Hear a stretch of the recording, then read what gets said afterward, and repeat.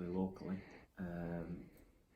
I would start by saying that I always understood the issue broadly, but I got a feel for the issue when I went to Kashmir, Azad Kashmir, to Muzaffarabad, and around Kashmir, and it became clear to me that the people of Kashmir, as far as those within Pakistan, within Azad Kashmir, felt there was an opportunity. They're self-governing.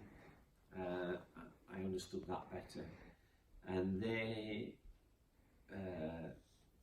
they feel that there's an opportunity for independence, but of course the problem is Indian occupied Kashmir, and you look at the freedoms that the Kashmiri people have in Azad Kashmir and contrast that with the freedoms that people don't have in Indian occupied Kashmir. It's quite stark. Those people suffer. It's a long trek to get from one to the other because the border crossings are closed, and then there is the repression. The worst of it is probably the use of pellet guns, for example, on children, by Indian forces who are in there en masse to suppress Kashmiris, and it is just sad. I have been to the Indian Parliament, Lok Sabha, and I have spoken with not just the Indian politicians, but the parliamentarians from occupied Kashmir, and they seem to think that everything's okay. I don't.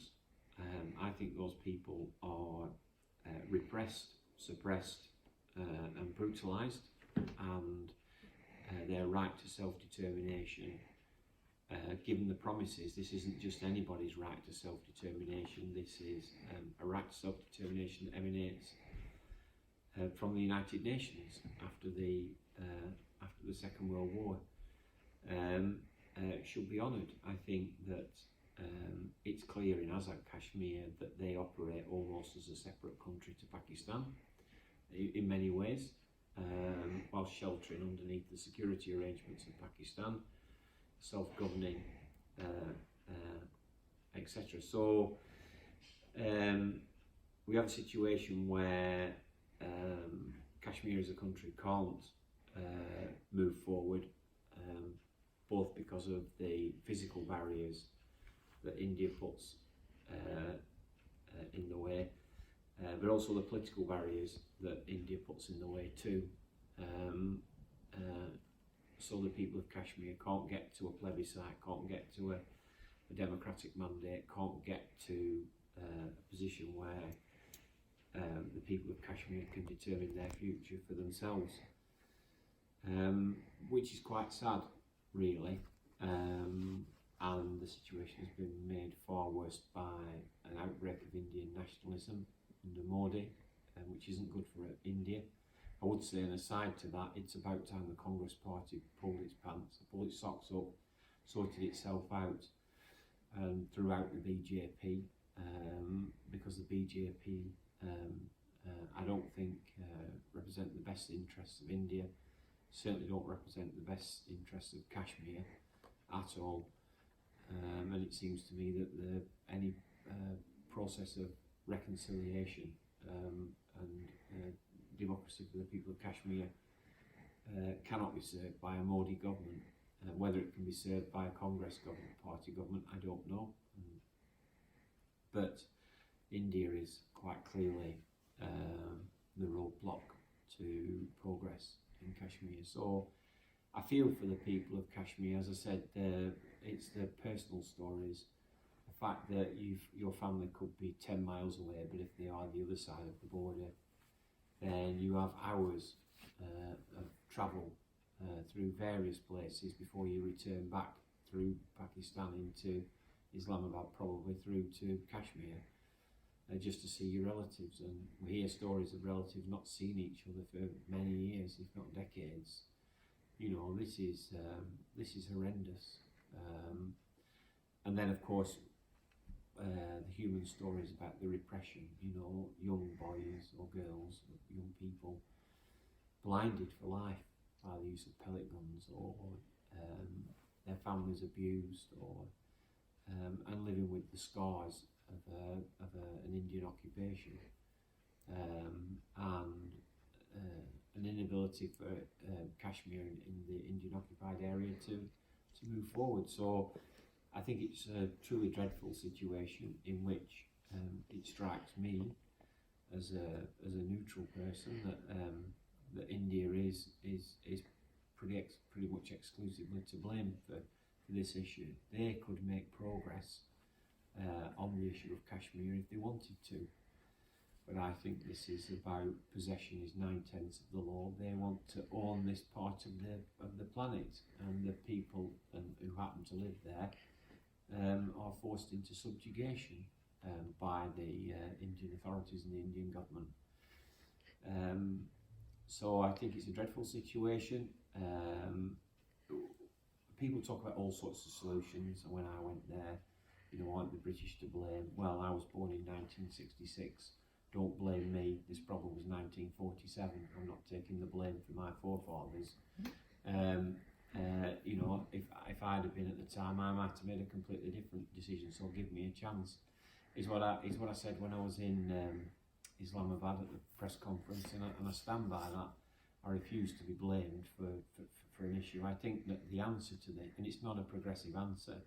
I think there are two progressive answers, and they're very simple. I deal in practical terms. I first of all think that those in Kashmir ought to be discussing this, and I hate to say this, but in English, because their issue, they made the observation that the issue was that the world wasn't paying attention. We live in an Anglified world, and that might be wrong or right, but I do think, number one, I think this issue needs to be discussed in English so that the people in Europe or elsewhere can easily access this. Because what I found when I was out there was an awful lot of a number of the issues, an awful lot of information was being presented on the issue, and the argument the world wasn't listening. Well, I don't speak Urdu, so if you broadcast in Urdu, I have no idea what's being said and what the issue is. You're not communicating to me. So that's the first thing. I think the second thing is, when we talk about practical progress, this is from my visit and trying to be an optimist, is the Indians have got to agree to open up the border. That is a start. It's a small thing. Who's going to? It's not just talk, you know. Britain, whole Europe. What? It's over 3 weeks ago. What have they done? Nothing. So I think I'll come back to that, but I think the border, and this is the longer term from my visit, I think the border needs to be opened up.